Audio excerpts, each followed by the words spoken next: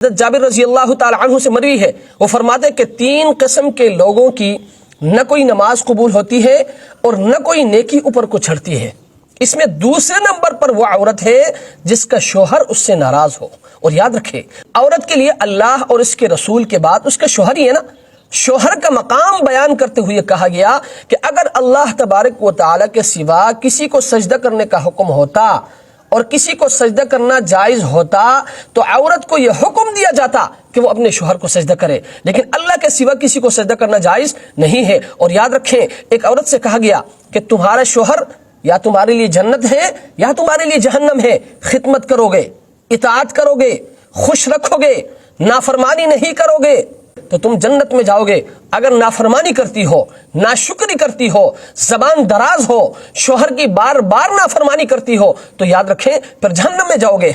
जिसको अल्लाह तबारक व तआला ने इतना बड़ा मकाम दिया है, जिसको अल्लाह तबारक व तआला ने इतना बड़ा मर्तबा दिया है, भला उसको नाराज कैसे रखा जा सकता है? जिसको अल्लाह तबारक व तआला ने रफीक हयात बनाया हो, जिसके बगैर दुनियावी एतबार से गुजारा नहीं आपका, भला उसको नाराज कैसे रखा जा सकता है? इसलिए मैं अपनी बेटियों से, अपनी माओं से, अपनी बहनों से मैं खुसूसी तौर पर गुजारिश करूंगा कि आप अपने शोहर की नाफरमानी न करें, आप अपने शोहर को नाराज न रखें, अपनी जबान पर कंट्रोल रखें। आजकल के औरतों की, आजकल के माओं की, आजकल के बच्चियों की, आजकल के बेटियों की सबसे बड़ी कमजोरी यह है कि वो अपनी जबान पर कंट्रोल नहीं रखती, वो अपने जबान को कंट्रोल नहीं करती। शोहर एक बात करता है, औरत 10 बातें करती है।